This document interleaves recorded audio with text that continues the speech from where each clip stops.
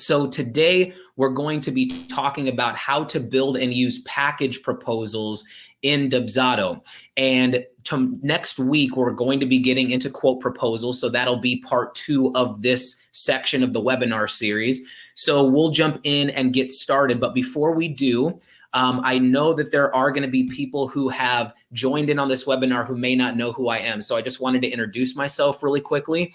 My name is Cameron. I'm on the education team here at Dubsado, and some of the things that I'm responsible for and some of the things that I do here at Dubsado. One, I do webinars for Dubsado, just like what we're doing today. I love teaching about Dubsado and instructing people on how to use it properly and effectively. I do webinars for other communities, whether it is photography communities or web design communities, coaching communities. So I do a lot of webinars for them. A lot of the Dubsado training content I'm responsible for, like the 101 course that we just released last year. I do the new employee training. So when we hire new people at Dubsado, I'm responsible for getting them up to speed. And then I also do one-on-one strategy calls as well. My team, as well as some members from the customer success team, were involved in one-on-one calls and being able to help you with your business. So that's a quick introduction for those of you who might be brand new to Dubsado. Maybe this is your first webinar. So I just wanted to introduce myself. So now we are friends jumping into this. So let me go ahead and open this up here. So the goal for the webinar today is to learn how to create a package proposal template and get it ready to send out to your clients. So that is the main goal, just to teach you how to build a proposal. And if you wanted to go ahead and send one out today, hopefully I can get you in a position where you're able to do that. It does help to be familiar with packages and invoicing. We will be touching on a few of those things today. So if you're not familiar with those two topics, then I would do a little bit more research and look at packages, get some of those things together, and just understand how invoicing works in Dubsado. The things that you're going to need to accomplish what I'm going to do today are package templates and a contract template. So when you see me going through these things, these are things that I have already pre-built. And so that will help you to get your proposal to do some of the things that I'm going to show you today. All right, now we're going to talk about 5 things during the webinar today. So just to kind of give you a rough outline of the things that we're going to cover. Number 1, we're going to talk about creating an actual proposal template. So that's the main thing that you came for. So we're going to dive into that first. Then we're going to talk about proposal sequencing. It's very important to understand how proposals work on the back end and the front end when it's working in Dubsado. So we're going to talk about the sequencing of what you can do with proposals. Then we're going to talk about public proposals. That's another side of proposals that we'll get into. Then we're going to talk about some limitations that proposals have. Typically, this falls into kind of the FAQ portion where people have frequently asked questions. So we're going to address some of those things in number 4. And then number 5, we're going to talk about some proposal workarounds that you can do maybe for some different cases that you might have. So let's go ahead and get started here. So number 1, creating a proposal template. The purpose of a proposal, and this is the main purpose of a proposal, is to generate an invoice. When the proposal is submitted by a client, any packages that the client selects will automatically get added to their invoice. So from a foundational perspective, you should only be introducing a proposal to your client when they're ready to pay. And the reason for that is because, as you'll see today, the proposal creates an invoice in Dubsado. So you should never introduce the proposal unless you also want an invoice to get created. If you don't want an invoice to get created at that particular point in time, then you should think about maybe using a different form like a questionnaire to send that information to the client. But a proposal is going to be when you want that client to get to the invoice portion or have an invoice get created. Proposals and invoices are very connected, and you'll see more of that today. So that's very important, just as a foundational principle when you're going through building a proposal. So there are basically 2 things that you're going to do to create a proposal, really only 2 things.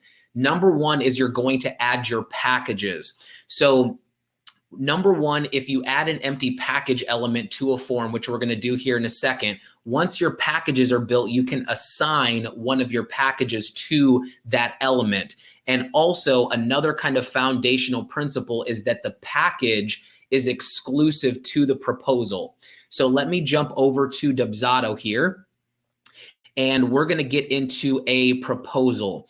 Now, before I get into packages and building all of those things, I want to talk more about designing a proposal. So with a proposal here, what your main goal with this is to promote yourself. That's what a proposal is designed to do. When you're going to offer a proposal to somebody, this is a chance for you to show off your work, to show off your business.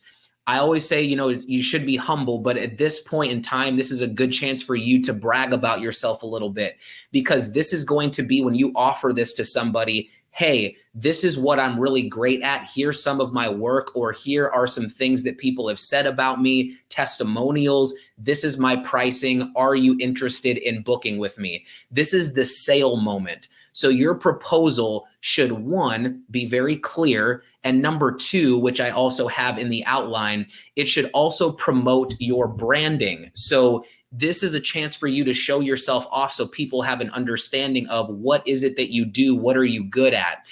So I have a wedding photography brand here called That's Amore. And so in this, I'm just going to kind of walk through this proposal so you can understand some of the different ideas of what you can do. So before I show you, one thing I do want to mention here is that this proposal that I'm going to show you is actually from Boss Project. And I'm not sure if anyone here is familiar with Boss Project, but we do have a collaboration with them. And the proposal that I'm going to show you today, you can actually get from their website. I'll actually post it in the chat here for you if anybody is interested.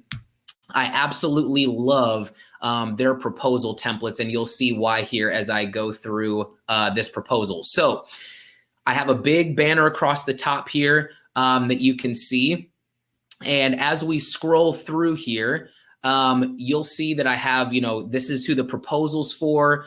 Here's kind of like a welcome image. So this is, hey, welcome. My talented and experienced team delivers picture perfect moments. We offer a personalized experience backed by more than 10 years in business. That's actually not true, by the way. I don't have a wedding photography business, but this is just an example of what you can do. These templates are all available in that link that I just posted in the chat there. But as we go through this here, it's going to break down what the actual process is. So please read through this proposal and select the package and optional add-ons you would like. So I'm providing instructions for the client on how they're going to move through this. I have a little gallery. So if you're in the wedding industry, photography, design, calligraphy space, anything where it's more of a visual industry, you could put in maybe a gallery of your work to show yourself off. So featured below is a small sample of some of our best and favorite work. And so here I just have some shots of wedding photography so you can go in and plug in some of your work. That way, when you're sending it to a client, they can look through here and say, oh, wow, this is really great. And so this is kind of like a brochure almost, where you're showing off some of your work. So you can put some images in here if you would like to. I have a section in here for testimonials. So this would say, Stacy said, oh, this was extremely affordable, especially for the contents of the package. Kelsey said, we had an amazing experience during our wedding photo shoot with That's Amore. Different things like that. So I put in some testimonial things here so people can see, hey, this person does really great work. Now we're going to get into the main piece of a proposal, which is adding your packages. So I won't dive deep into packages yet, but to create your packages, you're going to go over to templates and then packages here on the left-hand side. That's where you can put in all of the different services that you offer. So if you aren't familiar with packages, like I said at the beginning, make sure to go over to that section and get all of your packages set up first. because once you get your packages set up, now when you're on your proposal, you can add those packages to this form. So kind of like what I mentioned when we were looking at the outline, is that when you're building form templates, and we've been going through how to build forms for this whole month here, but the package element right here is exclusive to the proposal. You can't add packages to any other forms in Dubsado, only the proposal. So packages go with the proposal. Packages is like food items at a restaurant, and the proposal is your menu that you would give to somebody. So with the package element, it's very simple just to click and drag, and you can add an empty package element onto the form. So once you have an element on this form, if you click on it, you can then, in this drop down here where it says select a package, you can choose from any of the packages that you have built in the system. Now, it's important here to kind of think about, if you don't have your packages built, then you can't add them into the proposal. So you should always do packages first, then go to your proposal. But once your packages are done, now you can jump in here and you can choose which package is going to go with this select button. So that's how you build packages into your form, is you add a package element, click on it, pick the package that's going to go with this select button. So let me remove this here because I do have packages already built in here. So now here's a package section. So this is where all of my packages are located. So I have the Senorita package, I have the strawberry bubblegum package, the Love Stoned package, and then the suit and tie package. As you can tell, I love Justin Timberlake. So I have all of my packages named off of some of his really famous songs. So the Senorita package, $9.99, $13.20. I have the Love Stoned and then the suit and tie. With all of these packages, if you were to click on, let's say, this package, you'll notice that it's tied into that particular package. So what's going to happen is, once I send this out to a client and they click on this, it's going to put that onto the invoice. So they are literally building their invoice when they're going through this. They're picking what they want. It's kind of like Amazon. They're selecting, I want this and this, and then eventually this is going to lead to the invoice. So I put all my packages in here. The other thing that I want to talk about, because this can kind of throw some people off, so I wanted to dive into this portion a little bit. Packages in Dubsado is kind of a general term. It doesn't necessarily mean that you have a bundle of items, that you're getting A, B, and C in this package. It doesn't have to be that.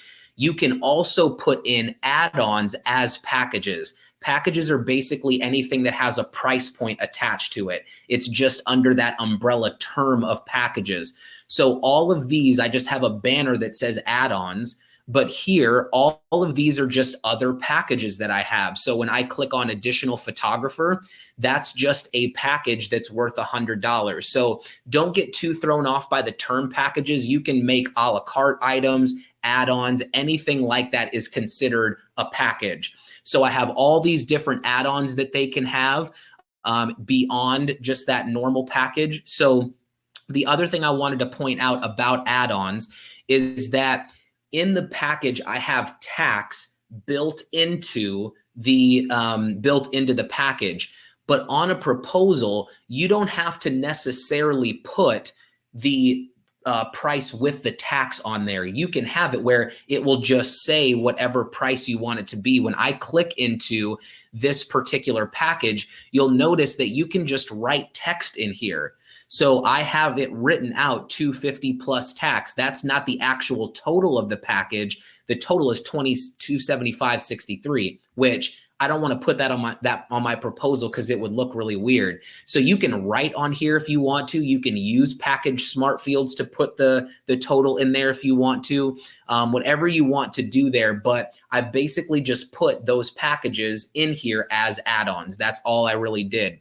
So this is the main functionality of Dubsado, is the package section. That's really what makes the proposal. Everything else here is just images that I've brought in from Canva. So you're going to add in your branding. You want to bring in images or examples of your work, or you can bring in testimonials, anything like that. Once we get through the packages here, then I have a next step section. A huge thing that I always hear on calls a lot is when I send this out to a client, they aren't really going through the process. They're filling out a proposal, but then they don't really understand the contract and the invoice. I don't really know how to get them through this proposal process. There is nothing wrong with adding your next steps into the proposal. There is nothing wrong with that. Because you're using Dubsado a lot on a day-to-day as a business owner, you might be familiar with Dubsado, but your client might have no clue how to run this. So we can kind of get in this headspace of, well, I'm going to send this to them, and because I'm familiar with it, they should just automatically be familiar with it.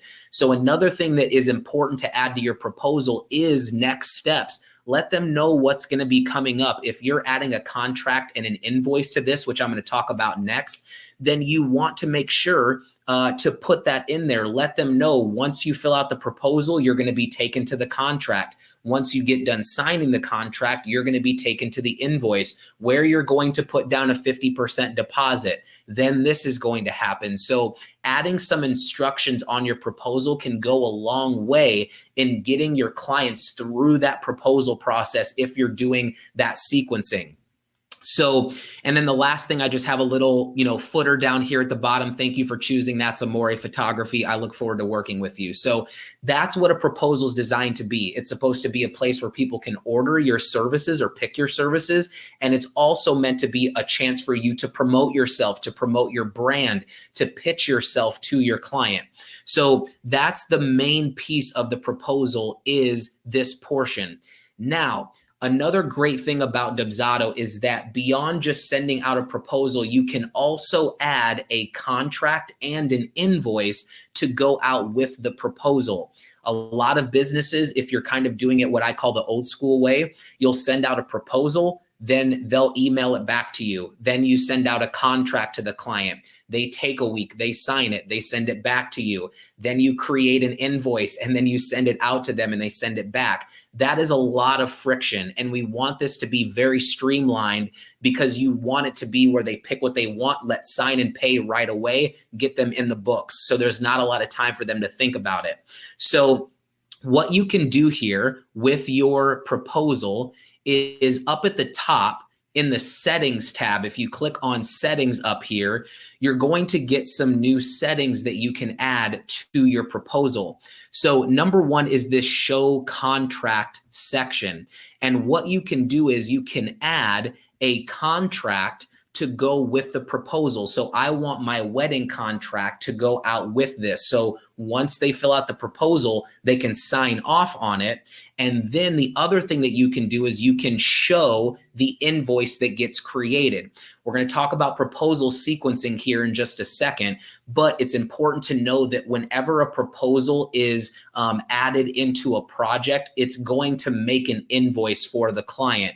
So if you want the client to be able to see the invoice at the end, kind of like the shopping cart at the end of Amazon, when you pick what you want, you go to the shopping cart. That's what this show invoice does, is it gives them a chance to make a payment at the end for whatever it is they chose on the proposal. So I'm adding all of that in together. And then the other thing that you can do is you can also have a payment schedule if you want to add that in there. If you want, a 50-50 or maybe $1,000 down, the rest due up front. So that's something else you can add in there. So I'm going to save this here really quickly.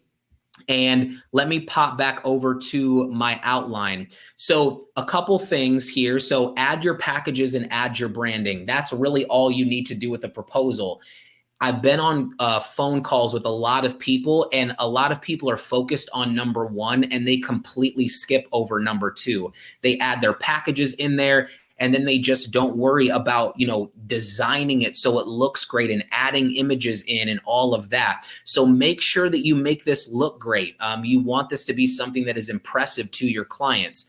The other key thing that I have for you here is you can use a column element to change the layout of your form. So some people aren't familiar with this particular element right here, this columns element. What you can do is if you drag a column element onto your form, you can split your form up into different columns instead of just having one thing stacked on top of each other. So what you can do with a columns element, and we'll just remove this title here, is you can split your form up into 1, 2, 3, or 4 columns. And so if I were to do, let's say 3 columns, then I can take 3 different elements and I can drag them into these separate boxes here.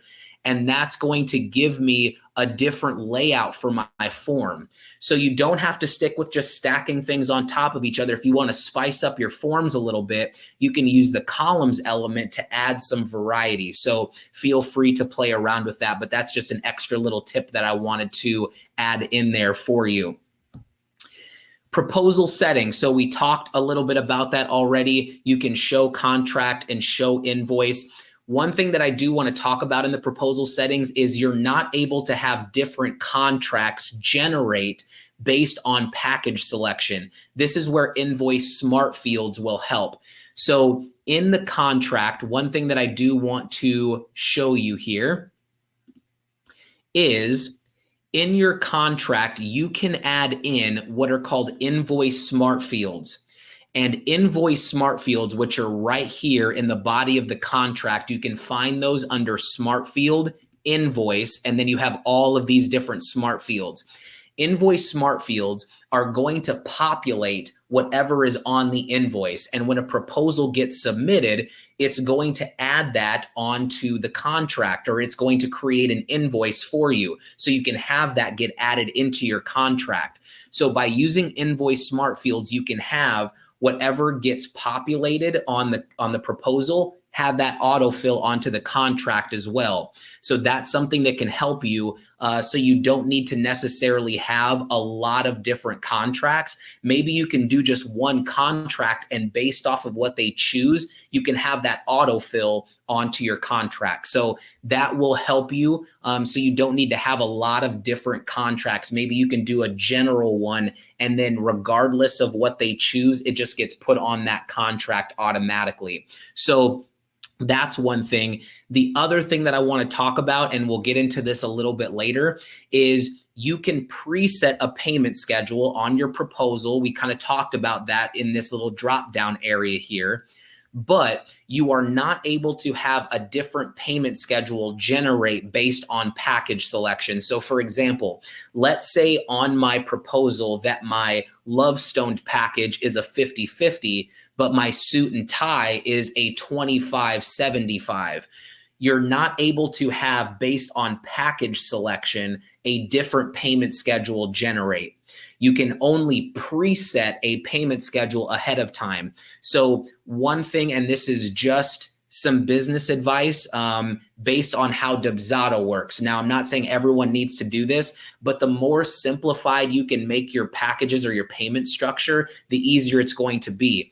If on my proposal, it doesn't matter what they choose, it's going to be 50% upfront, 50% later. That's going to automate your process a lot further. Some people really want to have a variety of payment schedules. Just an FYI, in Dubsado, that's going to make it more of a manual process because there's so many different options and it's not really just streamlined. So just a little bit of advice if you're in that phase of your business where you're trying to decide how you want to do payments, the more simplified you can make it, like it doesn't matter what they do, I'm going to do $1,000 down, the rest later, or $500 down, the rest later, 4 payments of 25. If you can generalize it a little bit more, it's going to help you out tremendously. So that's just a little bit of advice if you're in that space in your business and deciding what it is that you want to do. So that's the proposal settings. Now we're going to get into proposal sequencing. And this to me is one of the most important pieces of this presentation, because if you can understand what proposals do on the back end and the front end, then it's going to make your workflows a lot stronger. It's going to make your knowledge of Dubsado a lot stronger. So let's talk about proposal sequencing. So proposal sequencing, I made this chart here so you can see what's happening on the front end and what's happening on the back end at the same time. And we're actually going to look at this in Dubsado so you can see what's happening. Number one, anytime that you add a proposal to a project, just add it into a project, it automatically on the back end, it will automatically create an empty invoice in Dubsado, an empty primary invoice, if you will. So let me show you what I mean by that. If I go into a project, so I have my proposal done, I'm going to jump into this test project here. As you can see, there's no invoice on this project. This is a brand new project. If I go to the Forms tab and I click this drop down, and I'm going to grab my wedding package proposal. So here's my proposal, and I click Add. Number one, when I click Add, it creates a copy of my master template and adds it into this project. So we'll talk about this a little bit more next week with quote proposals, but now I can go in if I want to make edits to this, I can. But here's what I want you to see. Once I added this proposal into the project, it did three things. Number one, you can see the proposals in there. Number two, the contract is also in there because remember, in the settings, I have it connected. So it also brings in the contract along with it. And number three, in the invoices tab, you're going to see an empty invoice on here with my payment schedule already set. Now, why does it do this in Dubsado? Because what's going to happen if we click over here to the diagram, once somebody submits a proposal here, that's going to put their proposal selections on this invoice. So what number one and number two are doing is it's just priming for whenever the client fills out the proposal, those package selections have something to go on. So when you add a proposal to a project, you get a blank empty invoice. So that's going to look like this here, where it's just empty. There's nothing on there as far as line items. When the proposal gets submitted, that's going to put whatever they chose onto this invoice. So it's very important to know, this is why at the beginning I said you should never introduce a proposal to your client unless you're ready for an invoice to get created. If you don't want an invoice to get created, even a blank one, then use a questionnaire to send out your information to a client. Only introduce this when you're ready for that piece of your business process. So once the proposal gets submitted, it's going to add those proposals onto the invoice. Now, when we are talking about invoice smart fields, the reason that you can use those invoice smart fields is because there is actually an invoice that's prepared now. So by the time they get to the contract that's connected, it can see what they chose on their proposal. The invoice has something to pull from. So that's going to show on the contract. That's why those smart fields work. And then that invoice is going to pop up at the end if you have show invoice selected. So on the client's end, they're submitting the proposal, then it's going to contract, then it's going to invoice. So what I want to do here is I'm going to open up my proposal so you can see the process. And we're going to do this here. Give me 1 second. I'm going to open this up here. And let me stop sharing my screen here for just a second. And I'm going to open up an incognito window so you all can see this. So let me pop this open here. See if this is going to work for me this time, which it looks like it is. Okay, perfect. So let's just pretend for a second that I sent this to the client. This is what the client is going to see. So number one, up across the top up here, you're going to see proposal, contract, and invoice. When you combine all those things together, this is what ends up happening when you send it to the client. As you can see, this is way more streamlined than just sending out a proposal, getting a contract back, sending out an invoice, getting it back. That's just too much work. This will streamline this a lot faster for you. So when I go into the proposal here, I'm going to go through this. Oh, welcome message. Oh, here's the gallery. This looks awesome. Here's the testimonials. They're kind of going through everything. Now we're getting to this point right here. So I'm going to look at this and I'm going to say, okay, out of these packages, I want to do the Love Stoned package. So I'm going to select that. Then do we want to do some optional add-ons. Let's do an additional DVD. Let's do rehearsal coverage. Let's do, we'll do a 16 by 20. Actually, that comes with the package. So let's do a first look session. So I'm going through and I'm just building out this invoice right now in the back end of what I want. One thing to pay attention to that we talked about in the outline, if you remember, once the proposal is submitted, that's when those selections go onto the invoice. So right now, based off of what I'm doing, there's nothing on that invoice yet. I have to submit this proposal in order for these selections to go onto the invoice. So right now I'm just building. So I'm going to go through. This is what I want. This looks great. Here's some next steps. Okay, perfect. Awesome. Now, at the bottom of the invoice, you're going to see down here that whatever I've been selecting up front, it's going to populate it down here at the bottom. So it's going to run a total for you at the bottom. So I have everything. This is going to be what it comes out to. So 50% is going to be due up front of that. It mentions it here in the next steps. So now that I have that, I'm going to now click submit and next. That's going to, one, it's going to add those selections onto the invoice in the background. So remember that graph, it's adding those into the invoice. So I have an invoice created now and it's ready to go.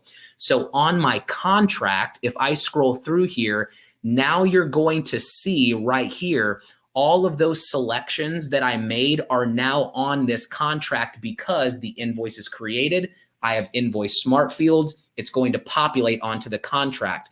So like I said, maybe you can get away with having just a general contract and then based off of whatever they choose, just plug that into the contract and you're good to go. You might be able to get away with that. I also have here, I have a payment schedule on here so they can see the breakdown. So $13.32 and 69 cents is due today. So I have that smart field in here for a payment schedule so they can see that. And then at the bottom, we talked about this last week with contracts and subagreements. So if you haven't watched that, head to our YouTube channel. You can find out all about contracts and subagreements. But here's a space for the client to sign. So I'm going to go ahead here. And I'm just going to plug in my information. So I'm signing off on this. This is for the photographer to sign, so I can't fill that out. And then at the bottom, it's going to say agree and next. So now I'm going to go to the next page. And once I'm done signing the contract, now we get to kind of the shopping cart portion of this. This is where they're going to be able to pay for whatever it is that they selected on the proposal. So here we have this set up. So here's my invoice and everything that I selected is now on the invoice portion. So a couple of things that I want you to notice. Number one is here is the payment schedule. So how it works is that payment schedule is going to break down in my 50/50 and I can choose which payment I want to make. If I click this first one here, it's going to go straight to the payment processor. Whatever one I have set up, I have Stripe and PayPal set up. So I can go through and they can make the payment there through my payment processor. Or if they're feeling abundantly generous, maybe they just want to pay the full price down here at the bottom. So on our invoices, it's always going to have the ability to pay everything if they want to, or they could just follow the payment schedule guidelines here. So that, and I'm going to stop sharing my screen here so I can go back to the Dubsado window that I had open originally. So bear with me while I pull that back up here. And we'll share that. So it's important to know with the proposal that as all of that's going through, we're going to go back to the slide here. The proposal gets submitted, the proposal selections go onto the invoice, then it goes contract and then invoice. So you actually saw the process there. This is what's happening kind of front end and back end throughout the process. So that will definitely help you down the road. Important tip, all package selections on proposals will go onto the primary invoice on the project.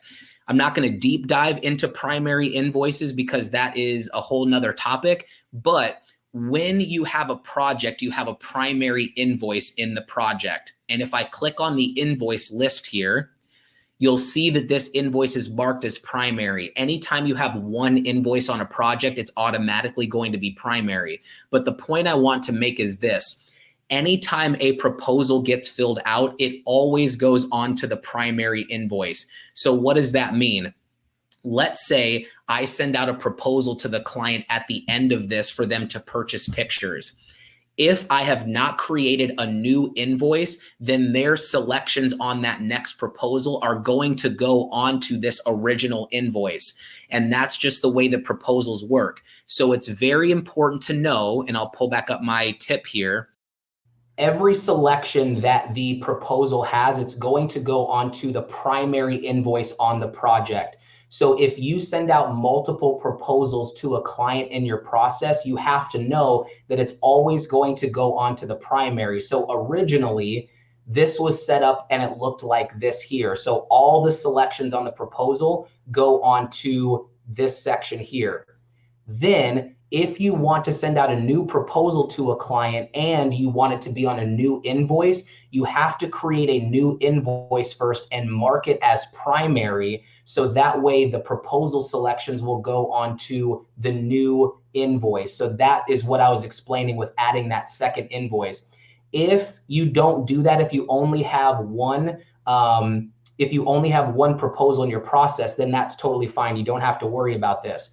But if you do multiple proposals, understand that any selections on a proposal or on any proposal will go onto the primary. If you want all of their selections on multiple proposals to go into this section here, then it's totally fine. You can have it added on to this selection here. But if you want it on a new invoice, you have to create a new one and mark it as primary before you send out that next proposal. So public proposals, I'm going to run through this here kind of quickly because I know that we are running low on time and I want to be respectful of everybody's time here. So public proposals, just to break it down a little bit, it's a hybrid between proposals and a lead capture form. So Becca talked about lead captures a couple weeks ago. So lead capture forms create new projects. Proposals are responsible for, creating the invoice and selecting packages. Public proposals do both of those things. You can embed this on your website. They can make their selections and it will also bring them into Dubsado. So if you're in the business where you want people to make purchases directly from your website, this is the best option for you. So let me break this down here. Basically, with a public proposal, you need 4 things in order to make it public. So I'm going to jump over, and this is in the handout, so you can use this for reference if you need to, but I'll jump back over to that public proposal so you can see here. In the public proposal, what you're going to need is the first 3 things are 3 short answer boxes. So let me open up this here. So I have 3 short answer boxes. I need a space for first name, last name, and email because the proposal needs something to be able to create a new client and a new project in Dubsado. If you don't have first name and last name and email, then it can't create a project. It has nothing to use. So at minimum, you need those 3 things and they all have to be required. So when I click on this here, I'm going to type in first name, and this is something that you probably did not hear when the sound was cut out. So I'm going to map this to the first name. So first name is mapped to first name and it's required. The second box is going to be for last name. So let me highlight this. We'll just do last name, required, and then we're going to do last name. Pretty easy there. And then the third box is going to be for email. So email, and then we're going to require that and then have that match to email address. So now I have these 3 things all required. So when this is embedded on a website, the client will be able to fill this out before they make their package selections. So those are 3 of the things that we need. The 4th thing that we need is actually in the settings on this proposal. When I go to the settings tab here, I'm going to scroll down to the bottom, and right at the bottom here, it says create a new project when this proposal is completed. I want to say yes on this. By saying yes, that's telling the proposal, when this gets filled out, I need a new project to get created. By doing that, what's going to happen is up here at the top, you're going to see now that the share button is now activated. A lot of people have asked, why is that share button grayed out? It's because you need those 4 things in order to be able to make this so you can have it on your website. Once you've done that, you can click share, and this will give you the 2 ways to share it. And this is similar to the lead capture form, where you can either embed it on your website, or you can grab this direct link and just send it to somebody.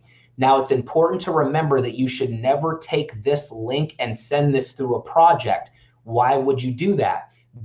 Or why do you not want to do that? Because if you're sending this through a project and they fill this out, it's going to create another project. So public proposals are only meant to be filled out by somebody who does not have a project set up yet. So they're filling it out on the website, or you're sending this to somebody who doesn't have a project set up. So if you're in that boat, this is the way that you want to use with public proposals. So I gave you on the outline, those are the 4 things that you need to do. So you can always go back there for reference if you need to. Okay, one other thing with public proposals, you are also able to start a default workflow from a public proposal. Currently, we do not have the ability to use a workflow element on a proposal. Now, Becca also talked about default workflows and workflow elements on the lead capture series that we did, or the lead capture forum webinar. Down at the bottom, you can add a workflow to kick in if you want to. So what does that mean? Someone fills out a public proposal, maybe they sign the contract, pay the invoice, all on your website. Once that goes into a project and it's created, you can now have a workflow kick in. So whatever you want to do workflow wise, you can have that begin at that point. So you can add a workflow if you want to. That's going to be in the settings once you say yes to having a new project to get created. So that is that section for public proposals. That's all you have to do to make a public proposal. It's not very difficult. You just have to have those 4 things. Proposal limitations. So there are 4 things that I want to talk about here, and then we'll get into a proposal workaround, and then I'll open it up for questions. So 4 limitations with proposals that I want to talk about and address here. Number 1, proposals cannot start recurring workflows. I'm going to show you a workaround for that here in a second, but just so that we're on the same page, you cannot have somebody fill out a proposal and once they select a package, it automatically starts a recurring invoice. Recurring invoices right now in Dubsado are its own separate entity. And so you're not able to have that start a recurring workflow automatically. Number 2, you can only have 1 payment schedule. We talked about this a little bit earlier. You can only have 1 payment schedule preset on your proposal. The client cannot choose their preferred payment schedule on the proposal. So if you send it out and you say, do you want to do 50-50? Do you want to do 25-75? You're not able to do that and have that payment schedule get applied.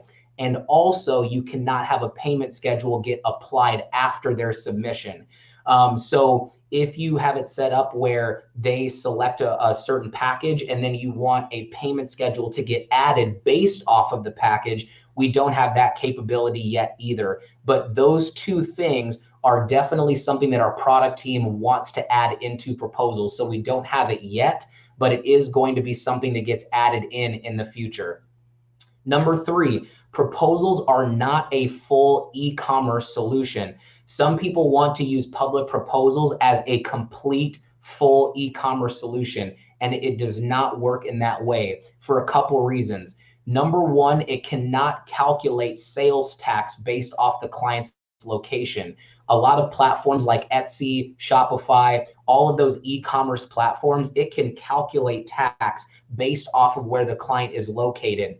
Ours cannot do that, so it cannot fully replace an e-commerce solution. It also cannot calculate shipping charges. So e-commerce platforms like the ones that I mentioned, those can calculate shipping charges. Ours cannot do that either. And then the last thing is that our proposals cannot keep track of inventory. So if you run like an Etsy shop where you have a certain amount of necklaces maybe that you're going to send, our system cannot keep track of inventory. So you can use public proposals for, maybe if it's like an ebook that you're offering, or if you want someone to buy coaching packages from your website, different things like that definitely work. But as far as if you're going to be shipping something or sales tax based off of a certain zip code or inventory, we don't have anything in that space. You would need to use something like Etsy or Shopify or something like that in those scenarios. And then the last one here is that each package is independent and can be selected separately. So what does that mean? On a proposal, I'm going to jump back over to my package proposal. In a proposal here, there's not a way to have them only choose one of these packages. We don't have something in our system that says, out of the main packages, I only want them to be able to select one. And out of the optional add-ons, I only want them to be able to select 3. We don't have it that technical where you can do something like that. The only thing we have in the system along those lines is, if we go to settings here, is right here where it says allow client to choose multiple packages. If you check this, that means they can select as many as they want to. If you uncheck it, that means they can only choose one out of the entire proposal. So as far as package restrictions, or if they choose this package, that means I want these 3 to automatically be selected. We don't have anything right now in that space. So that's kind of a commonly asked question. So those are some of the limitations that we have right now with proposals. Okay, now I want to talk about a workaround for a proposal. So this is going to be pay in full versus monthly payments.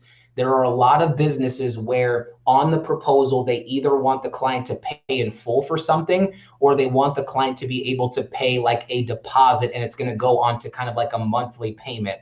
This is a similar example of where if you want something to get selected and then you want that to be like a recurring invoice, or they could just pay in full, I want to give you a workaround for this. Now, it's important to understand that this is not going to do exactly what you want it to do. We don't have recurring invoices built into proposals yet, but this is a workaround for you until we get to that point. So I'll walk through this and then I will open it up for questions, because then we'll be all finished here. Actually, okay, we have 2 slides left. So I'm going to go into a proposal here, and I have a separate proposal that kind of breaks down what you need to do. And on the slide that I have, it will tell you exactly what it is that you need to do. So I'm going to show you live, but you can use this for reference. On your proposal, you're going to do 2 things. You're going to have one package that is going to be your pay in full price. So on this proposal, how I have it broken down is that if they pay in full, it's $1,000. If they do the payment plan, it's going to be $100 a month over 12 months. So if you do option 2, you're going to end up paying $1,200 versus $1,000. So that's a typical business strategy where you want them to jump in on the pay in full versus do the monthly installments. So if they choose this, what I want that to be is $1,000. Your second package, you don't want this to be $1,200, because what's going to happen is when they get to the invoice, then you're going to have to either have a 12-month payment schedule on there, which wouldn't make sense if they're doing the $1,000, because you don't want that 12-month payment plan to show up.